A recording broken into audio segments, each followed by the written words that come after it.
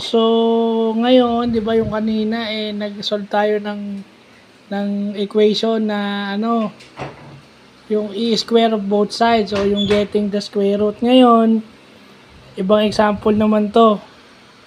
Yun yung i-multiply mo yung square root, yung radical, yung nasa loob ng radical sign o ng square root sign, may number sa tabi.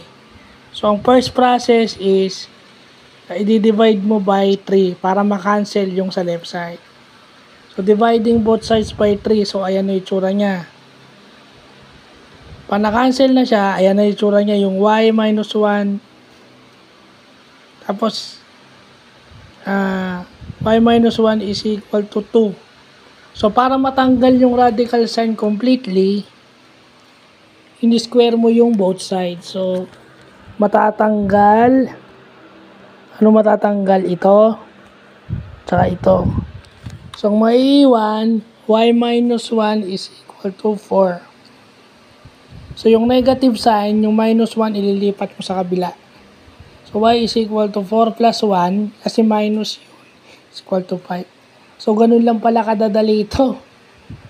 Ito lang pala kadadali ito, no? Akala ko nung napakahirap, madali lang pala. So, yun lang pa.